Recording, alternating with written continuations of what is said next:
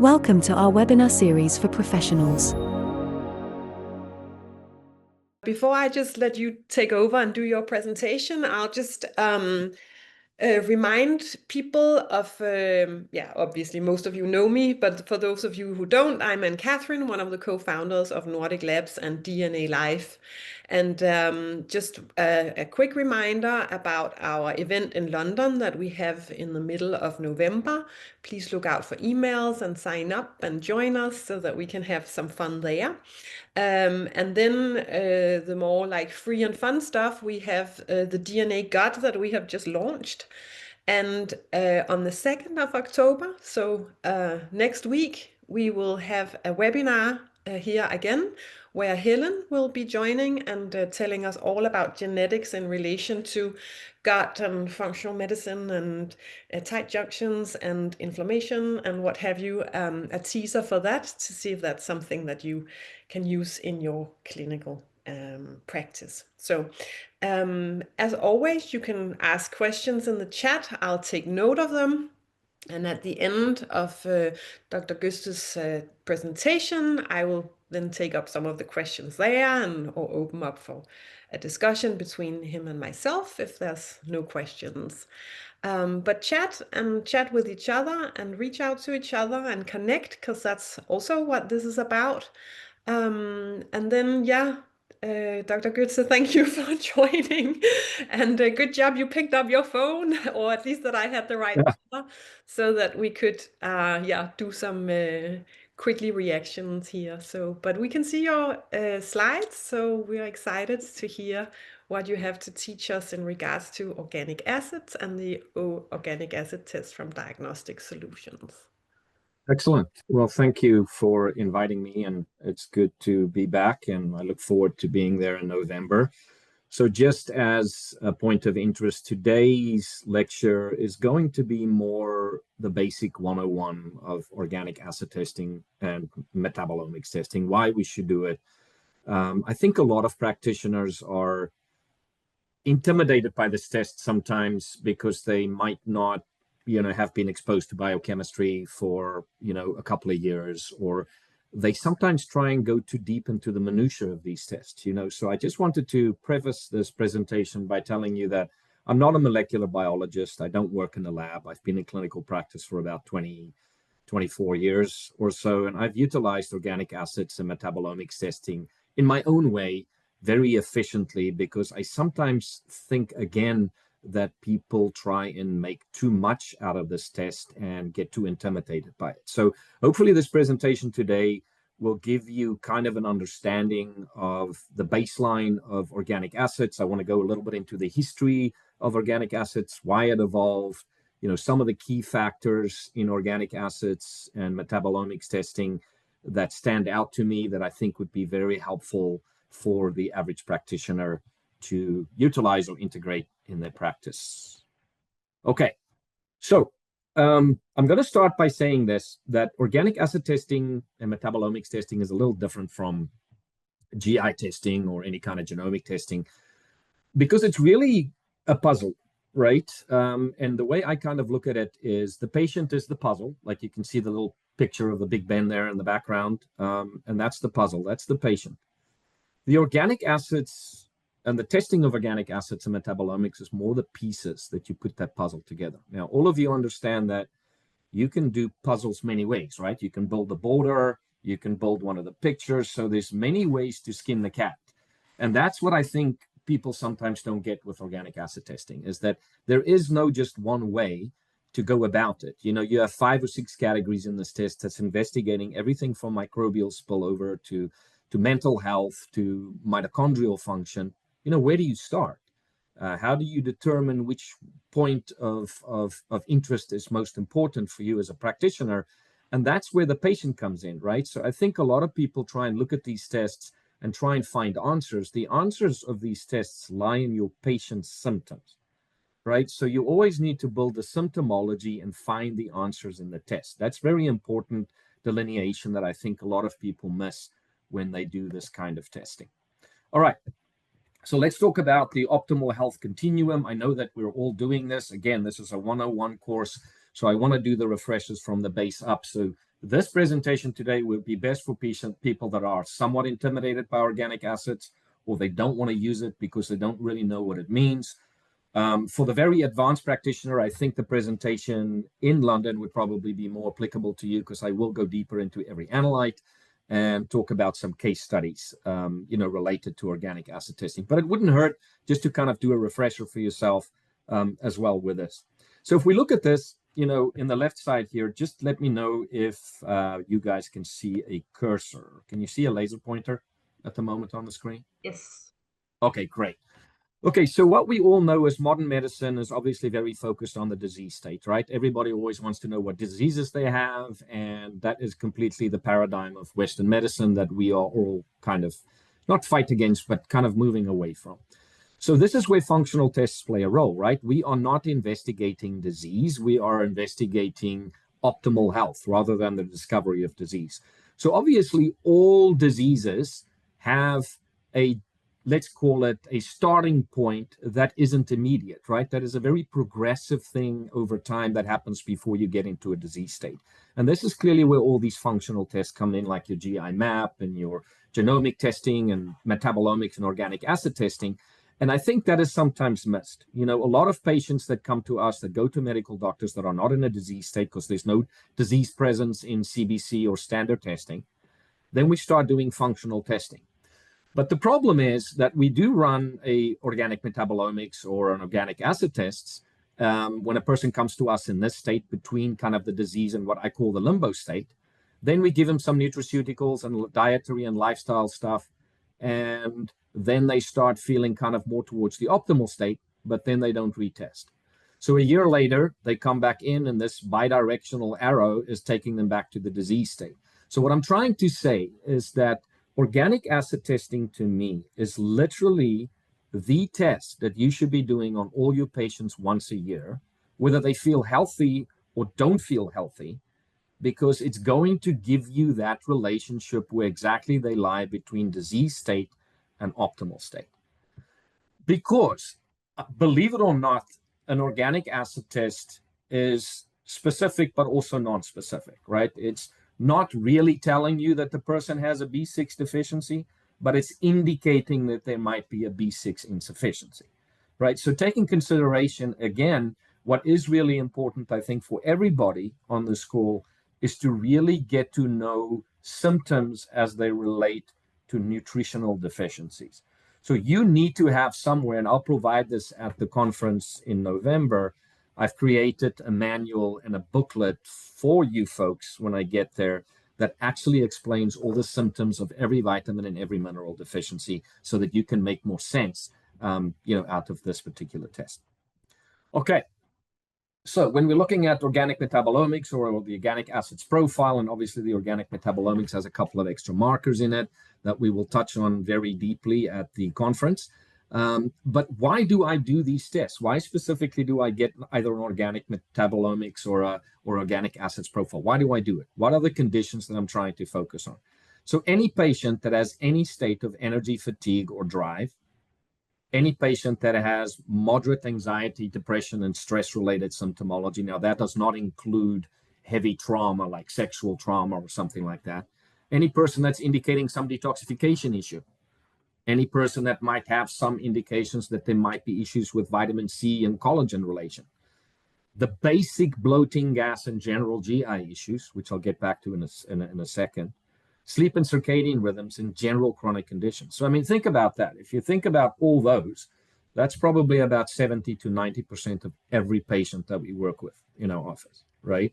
And you will be able to kind of pinpoint more or less something relevant to those particular symptoms. So from a client standpoint, I do a lot of organic acid testing on athletes because a lot of them are very overtrained and undernourished, especially the weekend warriors. I think one of the biggest mental issues in athletes is undernourishment, right? And then that relates to some mental related associations.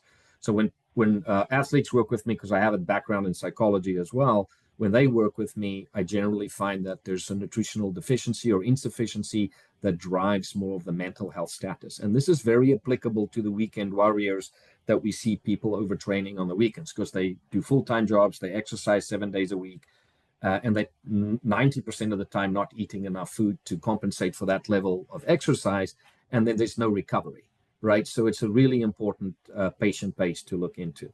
Any patient that comes to your office that just wants to optimize their health, they are generally healthy, they don't really have great symptoms of any indicative condition, it's well worth running one of these tests because it can pick up insufficiencies very early.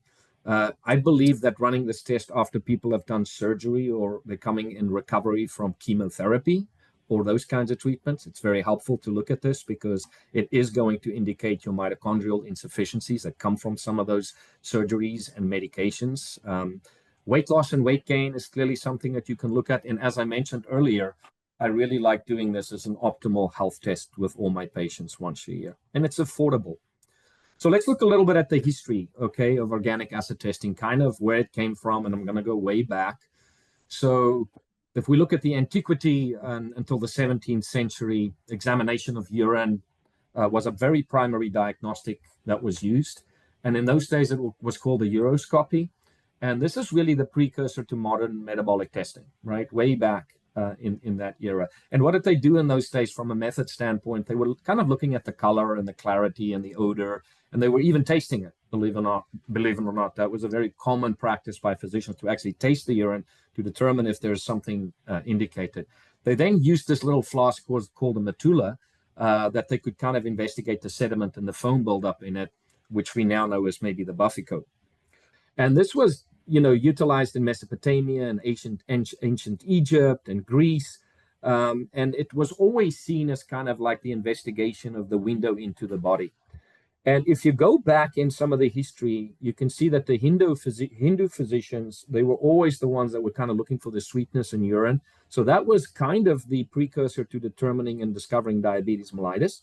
And Hippocrates was always looking at the bubbles on the surface of urine, and that is an indication of long-term kidney disease, according to his work. So it's interesting to see how this has evolved. Okay, so let's go into the 20th century now. Now, in the 1960s, organic acid testing was exclusively developed and used to diagnose inborn errors of metabolism, right, like PKU.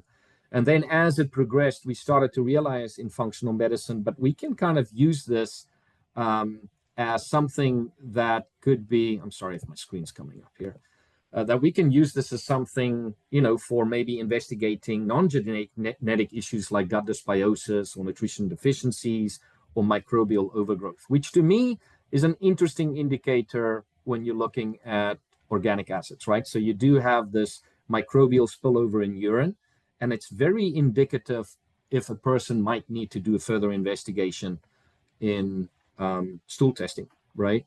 So what are the factors that generally influence organic acid testing? So diet is going to be a major player, environmental toxins, gut microbes and imbalances in gut microbes, certain genetic variants, obviously, issues with kidney and liver function, medications could inhibit it, nutritional status overall, and oxidative stress. So for those of you that are real new to organic acid testing, basically what organic acids look at is the flow of functional metabolic pathways, right? So if you look at the top here, you have a particular organic acid that utilizes certain enzymatic processes in a metabolic pathway to go from A to D. Now, when there's certain nutrient deficiencies in that step, like over here, then you cannot go to step B, C, and D. Now, for the simplest explanation of that, I want you to focus on that picture at the bottom there. You can see that there's a 4-lane highway, right? So let's pretend that this 4-lane highway is full of traffic and all of a sudden there's an accident right by that bridge. What's that going to do? That's going to back up all the traffic back here, and then people are going to start getting off the exits prior to this accident. So now it's causing a block. Now, on the other side of the bridge, eventually there's going to be no traffic, right? So think of this logically from a mechanistic standpoint. We want the traffic to always flow under the bridge and a reasonable amount of traffic because people need to get to their work, they need to go to shopping centers, support the economy.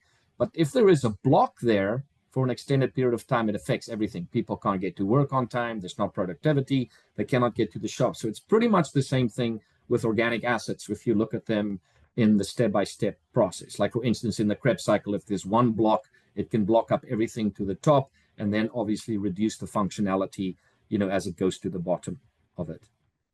Okay, so what are the intermediates and metabolic pathways that organic acids play a role with? We're obviously going to look at things like the Krebs cycle, right? The citric acid cycle investigates glycolysis, it investigates beta oxidation, and then certain detoxification pathways. So why is this important? Because if there's any block in any of these pathways, then we cannot generate ATP or NADH or FADH to help us get into the electron transport chain to produce energy.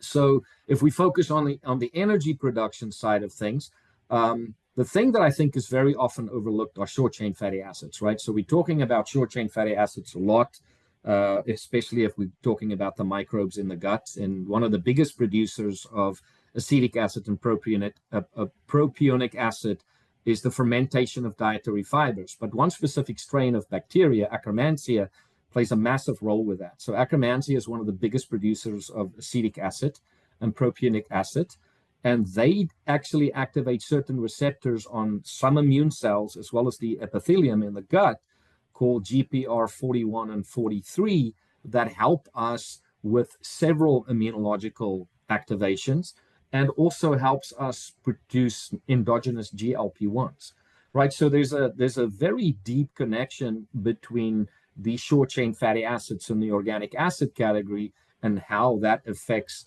the gut. And then obviously deeper down, you can also just look at the basic breakdown of carbohydrates, proteins, and lipids and how they could contribute to ATP synthesis when you're looking at one of these tests. So if we go further into the regulation of cellular metabolism, the organic acids are very involved with the modulation of the enzyme activities, the gene expression, and certain signaling pathways. For instance, if you look at the Krebs cycle and look at succinic and fumaric acid, they actually are signaling molecules to activate mitochondrial function and oxidative phosphorylation. And any kind of dysregulation when you're looking at this kind of metabolic process is going to lead to mitochondrial dysfunction and metabolic acidosis potentially. Let's take another example of the biosynthesis of biomolecules, for instance. So, certain biomolecules like amino acids and nucleotides and lipids are highly reliant on organic acid functioning. So if we look at OAA,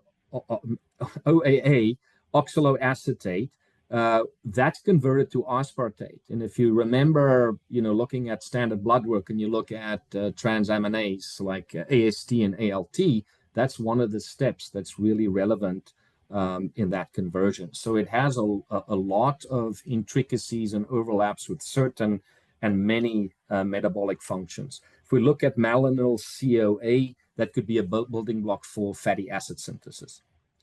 So the main reasons that we do urinary organic acid tests, these would be the major ones, and we're going to talk about them individually.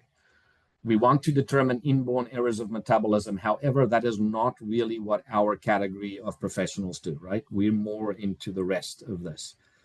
We want to look more at the B vitamin deficiencies or insufficiencies that could be indicated. We want to get an idea of what's going on in the gut. So it will give us some indicators of gut dysbiosis. I don't think it's the most in-depth, right? We'd rather do a stool test, but it will give you an idea if that's where you need to go. It can give us indication of impaired fatty acid metabolism. It can give us an idea if a person is in ketosis or if they have very poor carbohydrate metabolism. It can give us an idea of some neurotransmitter metabolism, which is really important with sleep and circadian rhythms and dysthymia and basic anxiety and depression. Mitochondrial dysfunction when it comes to recovery or just general health. Oxidative stress, what's the status of antioxidants versus reactive oxygen species? What's the level of detoxification and inflammation? So if you look at all that, my goodness, I mean, that is a pretty in-depth investigation at baseline for any individual. So it's again, to me, surprising that people don't use this kind of testing more frequently. So let's look at the inborn errors of metabolism that can be detected by urinary organic acids. You can look at Canavan disease. You can look at malonyl CoA decarboxylase deficiency or maple syrup disease in urine. Now, that's more medical doctor stuff. I've never investigated that. Clearly, I've referred people out for that, but that is not our point of big interest. Our point of big interest would be these categories coming down from here on out. So organic acids can indicate possible B vitamin deficiencies. Now, let me just be clear, okay? You don't want to run this test to determine if a person has a B1 deficiency or if a person has a B3 deficiency. For that, you might want to do maybe a leukocyte or a red blood cell investigation of the actual nutrient status. However, these vitamins are highly involved in these metabolic pathways. And if you have a deficiency or an insufficiency in those vitamins, then these pathways are going to start showing those blockages on the highways, right? So if you're looking at general B vitamin status, and we're looking at things like alpha keto isovalerate and alpha keto isocyprate and alpha keto beta methylvalerate, that can give us an idea of the overall status of the B vitamins. Now, I also just want to distinguish here that I don't feel that we talk enough about deficiencies versus insufficiencies. Okay, so deficiency would be a very overt indicator of a symptom, right? An insufficiency is where I think this test is actually very effective, right? So it might be able to pick up very early indicators of insufficiencies leading to deficiencies. That's why I feel that organic acid testing is a great way to pick up problems maybe 3 to 5 years before manifestation. So if you really do that, and I'm saying that anecdotally, but if you really focus on that approach, you could really help people resolve problems before they become problems. Most of the time when we do these tests, because these people are so run down and insufficient in their health, they're mostly in a deficient state. But I will tell you, in the years that I've done this, working with professional athletes, when I retest their organic acids after we've done intervention, you can certainly see the improvement, even though it's not optimized. So you go from maybe a deficiency to an insufficiency and then to optimization. Biotin is another marker we want to investigate, clearly for obvious reasons, for hair or nail. But one of the key ones that I look at are the bottom three there, like folate with formiminoglycamic acid, B12 with methylmalonic acid, and vitamin B6 with xanthorenic acid. So this test can give you maybe an indication of the expression of MTFHR, right? So if you have formiminoglycamic acid or methylmalonic acid out of range or with inconsistencies, you might want to investigate the genetic association to MTFHR, because the folate methionine cycle that regulates folate in vitamin B12 is well elucidated in this test. So I like looking at that, and it will pick up those insufficiencies quite effectively. And then B6, I think, is very overlooked, right? I think people think that vitamin B6 is not such a common insufficiency. I beg to differ. I see it all the time. And vitamin B6 plays a role with transamination, so AST, ALT, and the whole urea association.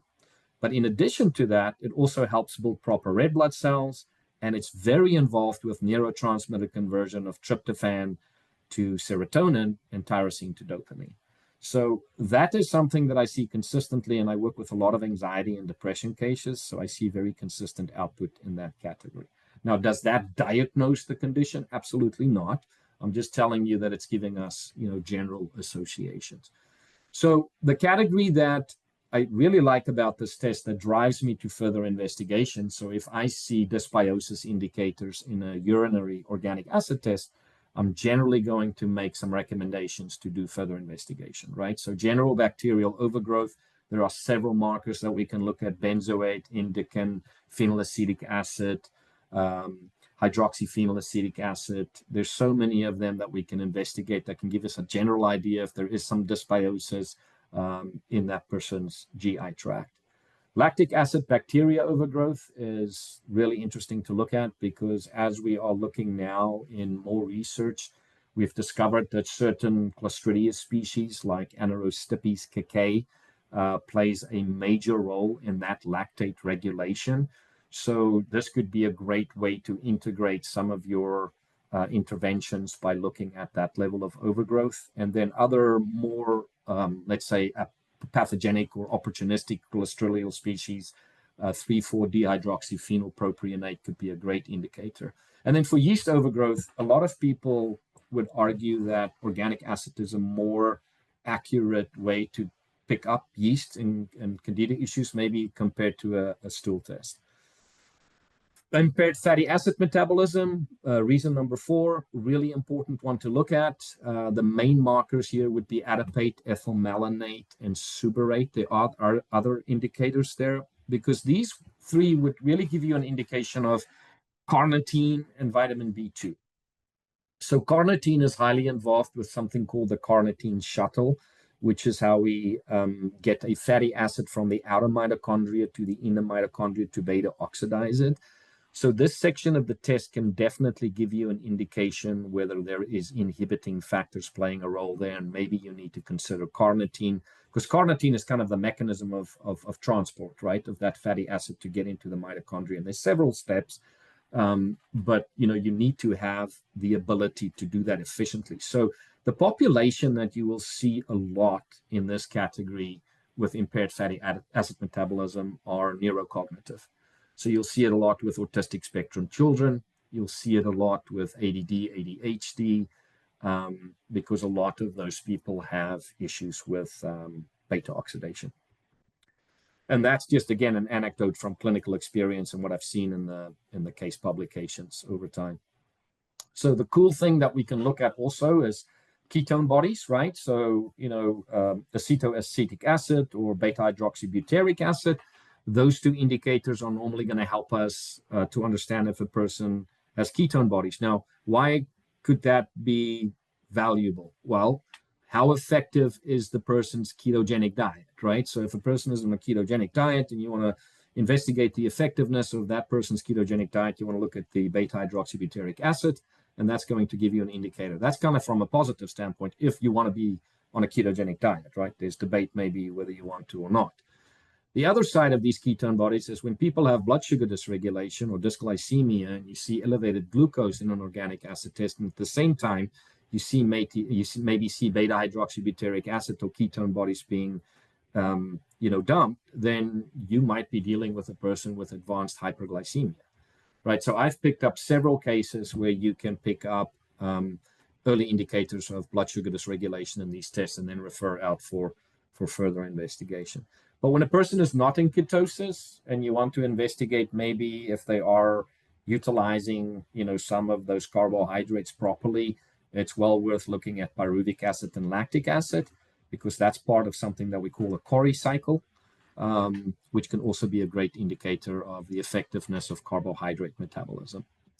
Neurotransmitter metabolism. Now, we cannot claim that this is a diagnostic ability for brain or spinal cord associations when we're talking about these neurotransmitter metabolites. But I will tell you anecdotally, having done this for many years, that you can see patterns, right? Like if you look at the VMA-HVA ratio, which are the ones that are associated with norepinephrine and epinephrine, the byproduct of that is VMA, and dopamine, it's HVA. If you look at the ratios between VMA and HVA and cortisol, you can very closely pick up if that person is in a fight or flight, or if they are in adrenal excitatory overdrive, or if they are going closer to adrenal burnout. It's a really fine line, right? So that person is getting to a point where they are stressed and wired is probably the better explanation, and stressed and tired. So that's really a great one to look at. Now, that's very relevant because if a person is stressed and wired, the last thing you want to do is give them adrenal support, right? So a person might come in with some symptoms that you think is adrenal depletion, but they might be in such an adrenal overdrive that they're just very tired. So it's very scary at that point to give a person an adaptogen, because you're going to add fuel to the fire. So I feel it's a very important area in a test to investigate. And I look at this all the time because, again, if I talk about professional athletes, when they get to the mental state where they can't perform anymore, guess what you're going to see? You're going to see either a very high-driven, stressed and wired, or at a specific time also a stressed and tired individual. Now, one is inevitably going to lead to the other. And then there's other markers that you can look at, like in OMX, like tryptophan and tyrosine and GABA, that can give us some indication potentially of some other neurotransmitters that's relevant. The biggest one, that we all know about from a mitochondrial aspect, we all know that, most diseases of chronic nature are mitochondrial in nature. So cancer, diabetes, epileptic issues, neurodegenerative diseases like Parkinson's, Alzheimer's, and Huntington's disease, these all are mitochondrially associated conditions. So if you're working with those patients and you're doing some sort of an intervention, you are going to see very compromised mitochondrial function, anywhere from the Krebs cycle into the electron transport chain to ATP production, as well as detoxification issues in most of these cases.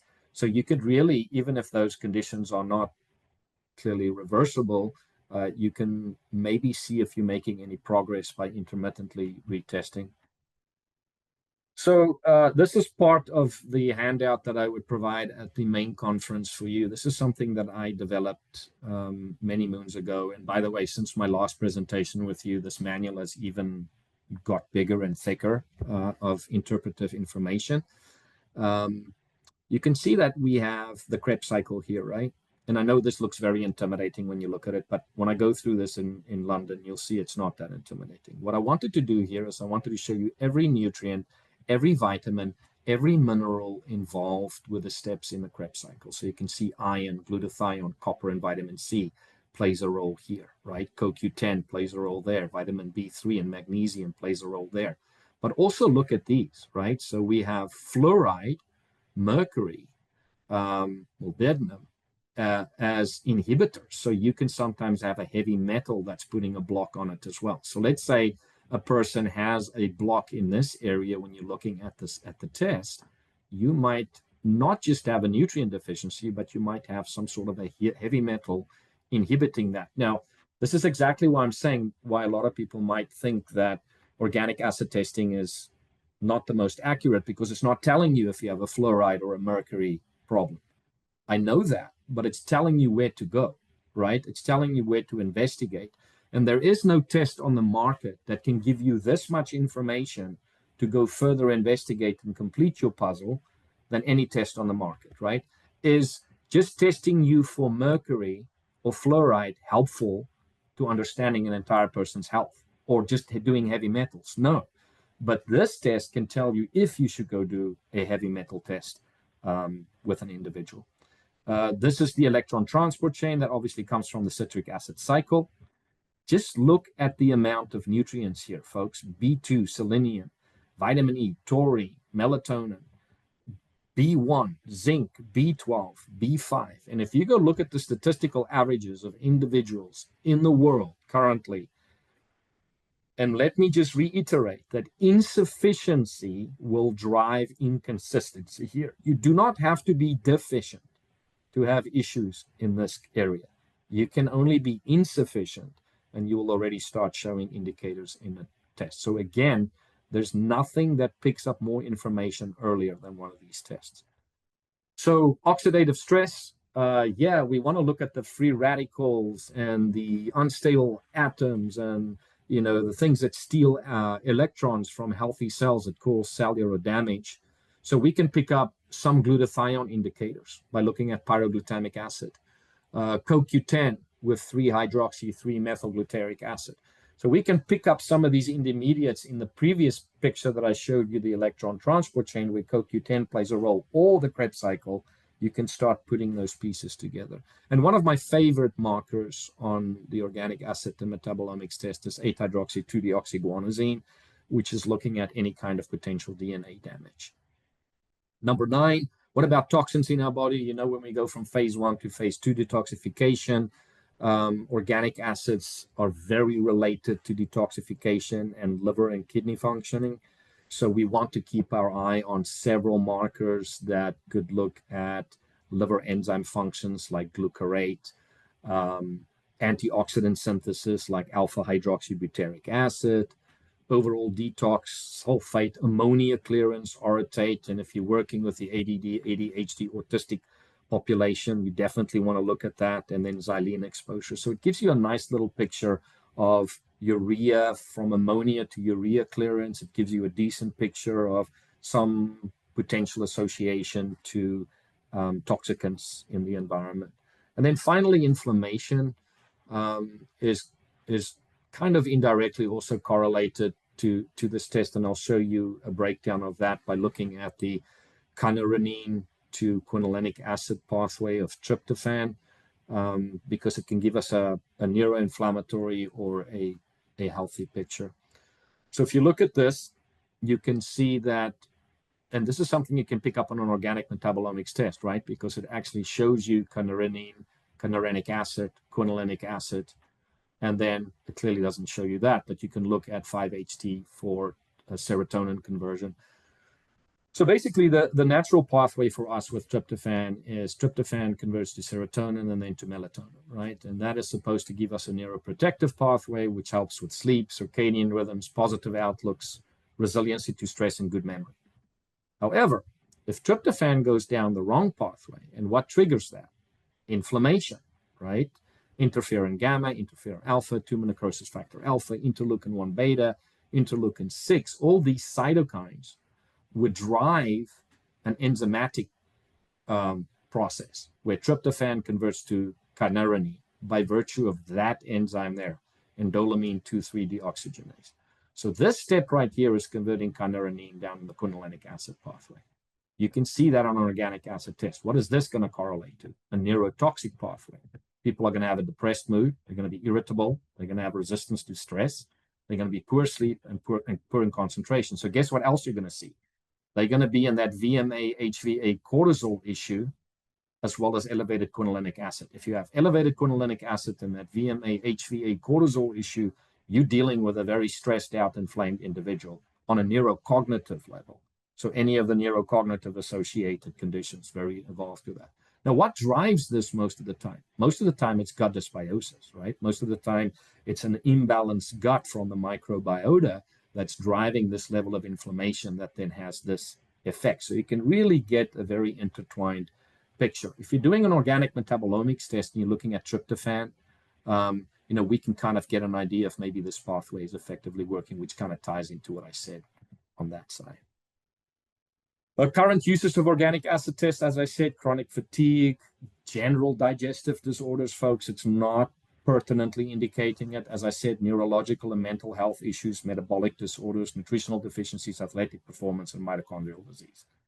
So what are the biggest factors involved with increased mitochondrial issues?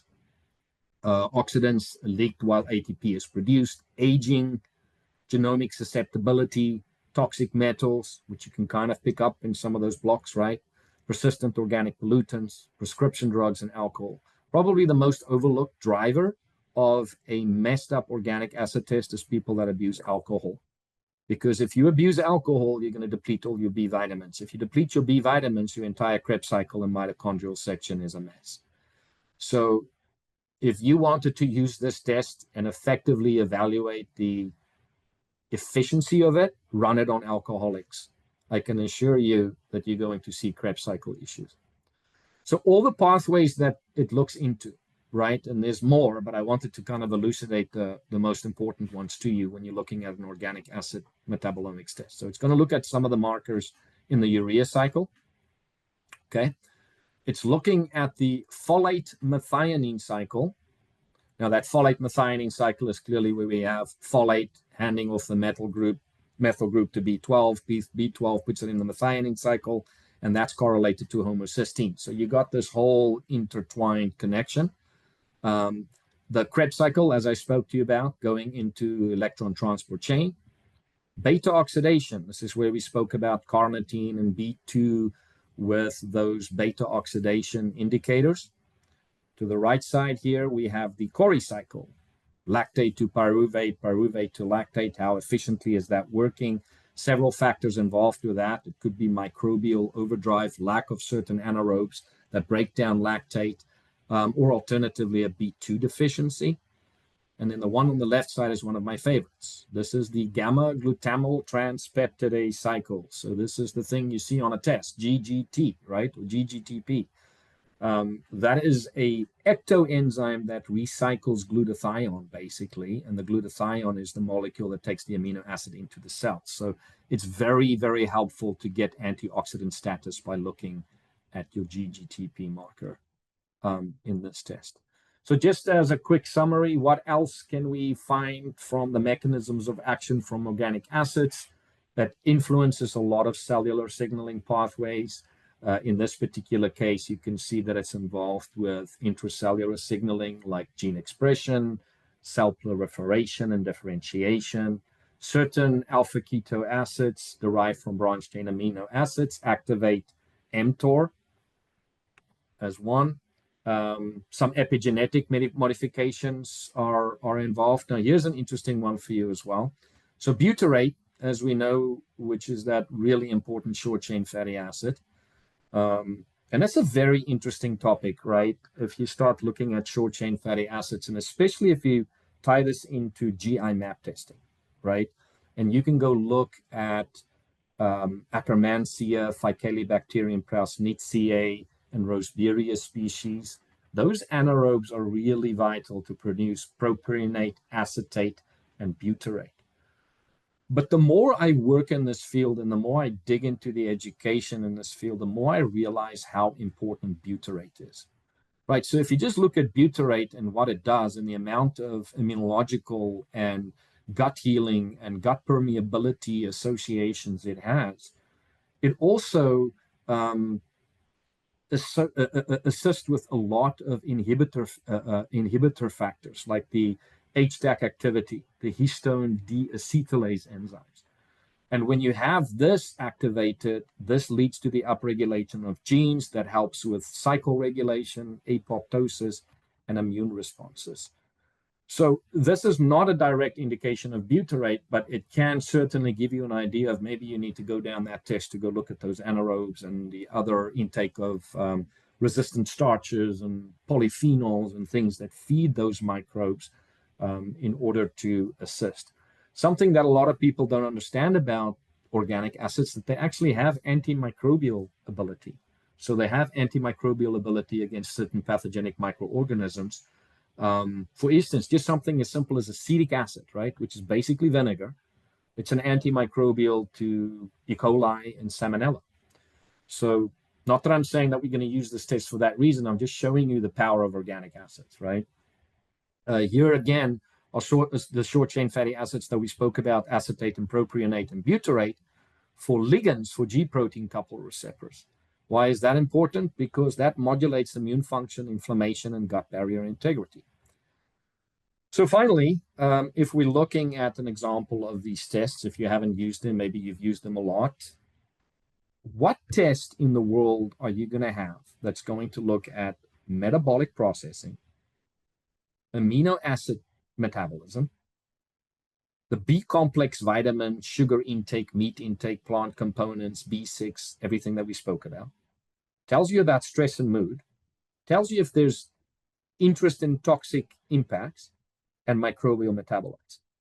So again, if you take nothing away from this, if you're intimidated by these tests and all these terms and all these analytes, maybe the time for you to utilize this is to stop trying to analyze every analyte and stop trying to dig into the biochemistry of every one of these analytes, but take a bigger picture of this. Take a step back and just look at this, right? So if I look at this report on this individual, I can see that there's something going on with metabolic processing.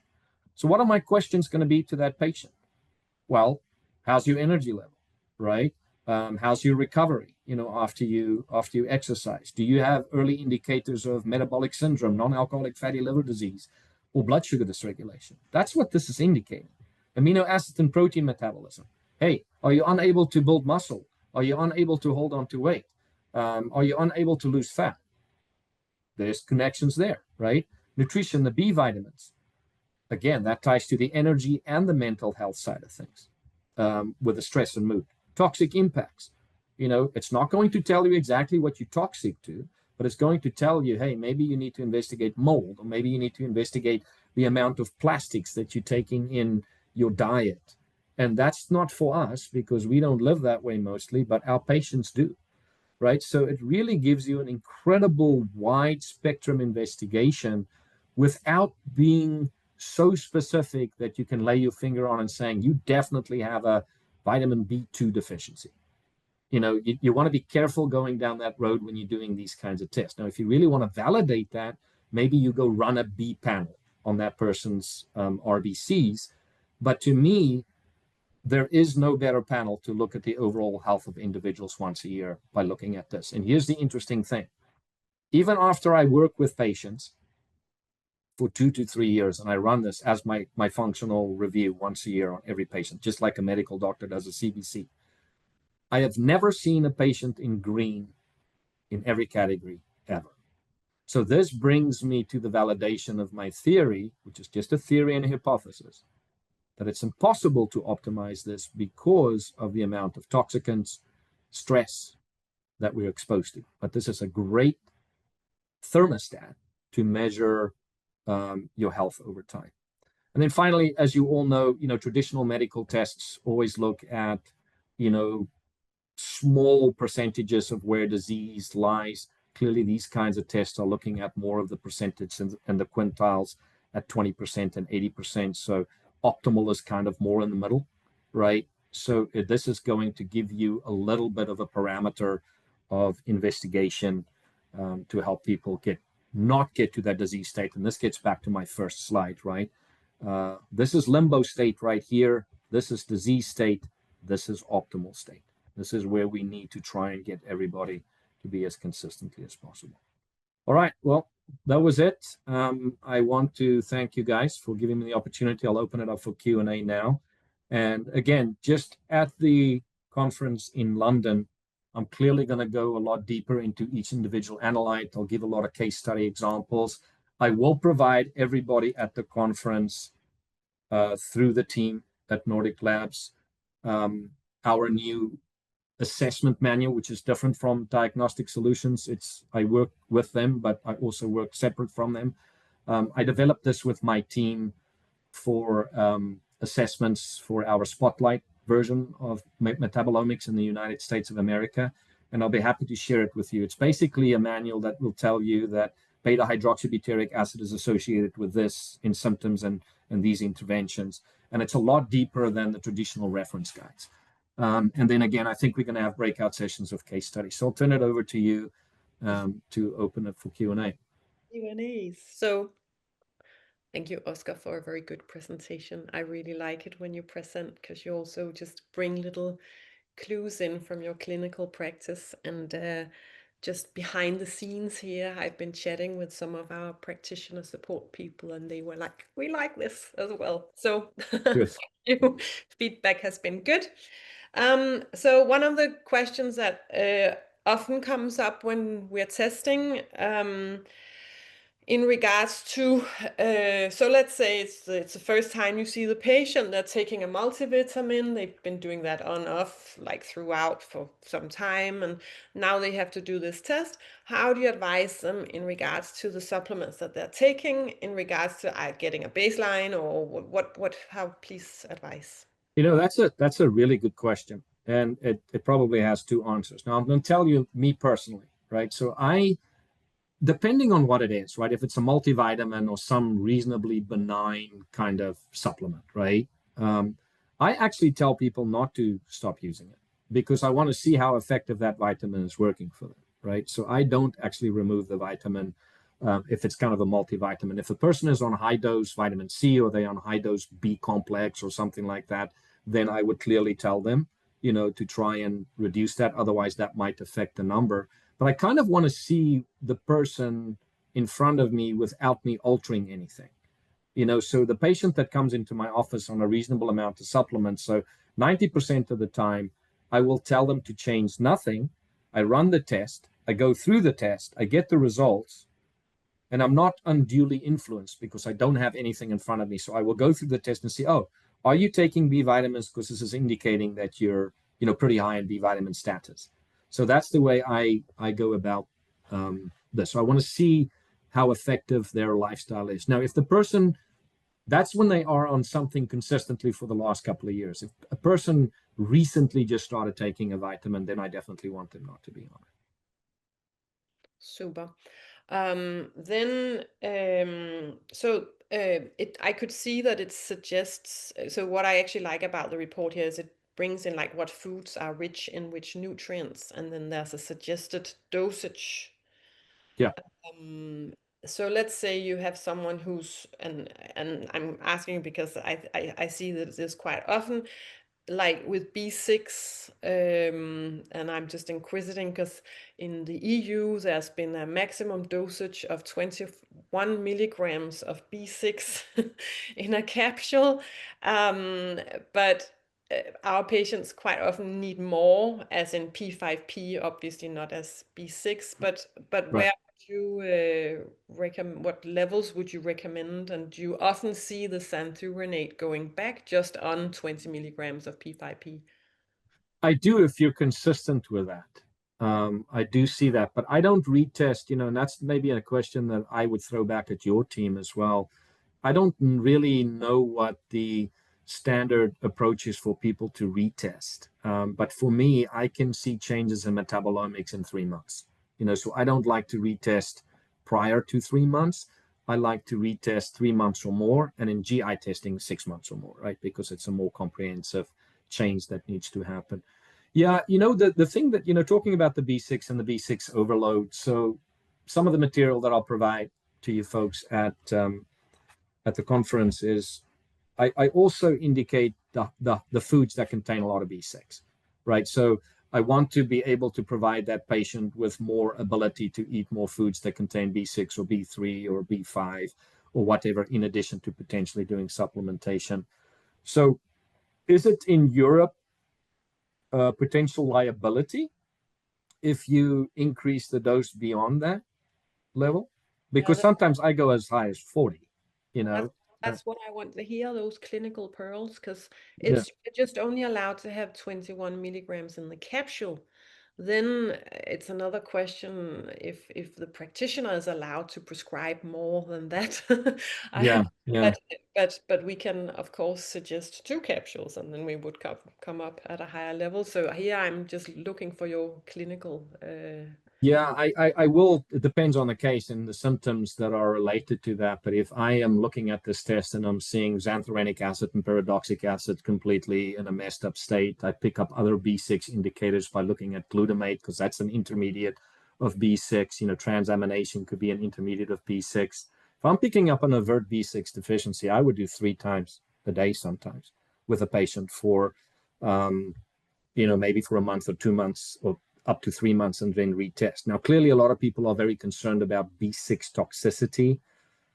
I've literally clinically not seen that when I've done this, right? When a person is completely deficient, it's not that easy to get them completely toxic in a nutraceutical in a short period of time. Because remember, there's other factors involved, like what's their stomach acid look like? What does their current absorption look like? Do they even have enough digestive function to utilize what you're giving them orally? You can have that whole discussion on the side that could play a role with that. But I have always been a clinician.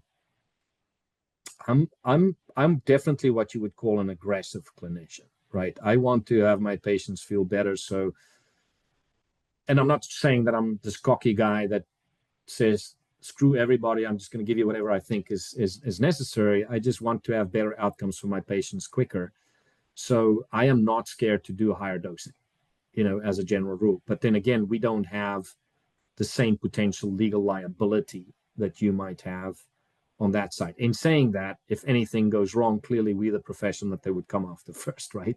They're generally going to come after the functional practitioner for being the quack. But yeah, I hope that answers your question. So I've gone as high as 60 plus in B. So, just again going back to when to stop before. So let's say we had someone on aggressive B12 or aggressive B6, or and they're doing like a follow-up test. Would you then stop them to Yeah, before, like 2 yeah. weeks? If I've given them that level of dose, I would normally give them probably 12 to 14 days of cessation, because it's water soluble, right? So you're not going to have that, but it will be on a cellular level where those organic acids would indicate that. So that's a good question. Yeah, I mean, on that level of dosing, there is a a washout period, right? Is what we would call it. Good. And then in all this, and I have noticed there are some practitioners and doctors here who've been working with functional medicine before I even entered the field of functional medicine. They've Oh, been yeah. okay. Yeah, there is Eva Lüdeking and then Fjelstrup I just saw on the group, so you can find them as well. So those were my mentors back when I started. So just an appraisal to them. But so this is just to say that even this is like a introduction to organic acids. We as practitioners, I learned from listening to you, even though I've heard a kind of similar presentation before, but you speak in a voice that I hear, or I pick up something new. So it's just to say that it's always good to get educated at the foundation level. And for those of you who are new, don't get scared, because even there's those slides and the Krebs cycle and what have you. Yeah, it's a big thing, but slowly you can hack into it, and it makes sense. So Yeah. I like. Let me add to that, right? So for the practitioners on the call, that even this is intimidating because you're throwing all sorts of really, you see, this is why I always giggle, because I'm not a microbiologist and people make these words so difficult, to pronounce sometimes, these microbiologists. I wish they could call them Pete and Mary and John. It'll be a lot simpler if we could talk Well, it can be those. complicated sometimes Yeah, as well. yeah, exactly. But here's the thing: the manual that I've designed, that I'm going to be able to share with your audience, is not going to just be beneficial for the advanced practitioner, but especially beneficial for the beginning practitioner, because they would literally have a picture of the pathway, and then at the bottom of it's going to explain what it means and what high and low means in every one of those markers. So then the only job that the practitioner needs to do is not sit there and say, geez, what is beta hydroxybutyric acid, or what is isovaleric acid, or succinic acid, or whatever. All they need to do is, succinic acid is elevated. Here are some of the symptoms and nutrient deficiencies. That's where the practitioner needs to go. They don't need to understand everything in the test. What they need to understand is what the test means, right? Because even for me, that has done a million of these things, lectured on it a million times, I am not going to sit there and go down the minutiae of each one of these individual analytes, because the individual analyte is not as important as the category it's belonging to, right? So my manual is more designed about the category that it's belonging to, because you could have 3 analytes in the Krebs cycle that mean the same thing. You know what I mean? It might be B1, B2, B3 lipoic acid issue. And it's the same for all the dehydrogenase enzymes, right? So you can make it complicated, or you can make it less complicated. So I think when I provide your team with that, and I'll send it to you guys obviously ahead of time, so you can, properly produce it on a zip drive or a PDF or whatever you want to do with it. The reason that I'm sharing it with you is I really feel that there's massive benefit using organic acid testing. And I know how many people are intimidated by it because they just don't want to deal with the biochemistry. So again, you don't need to understand the biochemistry unless you really want to, right? But all you need to do is understand, what does it mean? And then put the puzzle together as a practitioner.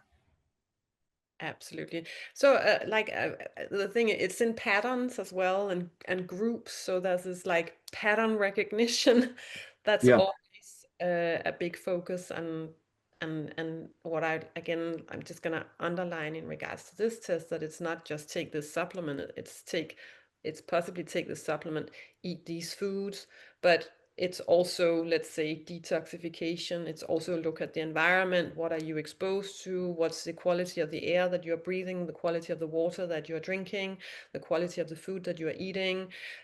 Your genetics comes in as well. Someone asked if you can combine this test with genetic testing, and of course you can. And there's an offer in your practitioner portal as well, where it gives you the option of combining the information, because this test with DNA health and the DNA core for that matter, and combining it with organic acid testing is a really amazing test pair. Because let's say just use for the detoxification, you get the SNPs for detox, and then you get some actual phenotype information as to what is going on in the body. So absolutely, that's a key as well. And then these patterns that I definitely hear you highlight as well, Oscar. So thanks. Yeah, I would absolutely provide you guys. I'm still finalizing the last piece because there's always information coming in. So by the time, let's say by the end of October, I'll have it to you guys, and you can distribute it the way you want to. Again, for me, sharing things for free in this industry drives better outcomes in health, right? And that's kind of my motivation. I could probably sell it. Yeah, well, that's If I was exactly really what I was smart, like. I would sell it, but Yeah. I don't think that way, because as a professor, I want people to be better clinicians. And I really feel the intimidation factor of this test is what holds people back. Well, I don't know enough about organic acids, so I don't know enough about. You don't need to. You literally don't need to. All you need to know are your symptoms of your patient, and then this test and the guide. You'll figure it out. I promise you. The thing where you're going to be an expert clinician, I'm talking to all your clinicians now, is you know your patient better than anybody, right? So an organic acid test by itself is meaningless. An organic acid test with the symptoms of the patient is massively meaningful. So you're going to have to determine what is the highest symptom that this person has. They have anxiety and depression, they have some eczema, they have energy problems. Where do you start, right? Because you don't necessarily just want to pump that person with 20 supplements, every one for each category. That's where you're going to, as the clinician, that won't be in the manual, say, all right, well, I'm going to start with detoxification. Then I'm going to go to the mental health that's going to benefit from that. And that's my theory on the puzzle, right? You can start the puzzle with the borders on the outside. You can start the puzzle from the inside. Now, most of us will start it with the borders on the outside. And that would be similar to going to the marker on the test that is most prevalent. However, I have seen that sometimes, let's say the mental health shows higher prevalence, and there's something in the detoxification, that person might have stronger symptoms in detoxification issues. So I'm not always sold on, hey, this is the number one priority. The symptoms of the patient to me is always the driving force on how to interpret this test. And with that, I think that was the final word. So I'm looking forward to seeing you in 2 months, a little less, in London for sure. I hope you've been a very good marketing person for the event. So I'm sure some of those who's heard you now wants to come and meet you again in London. So, but to all of you out there, thank you for hanging in there with us, and thank you for wanting to learn with us. So have a lovely evening, rest of the day, night, wherever you are in the world. And to you, Oscar, thank you. And thank you for, picking up the phone and like getting online quickly. It's not my first time. It's not my first time that we haven't been able to connect at some webinars. So you got your game plan down, and I'm glad you called me. So I look forward to seeing everybody in a couple of weeks. Be well. Take care. Bye. If you do not already have an account with us, please contact our team and we will assist you. If you found this webinar helpful, please like and subscribe to our channel.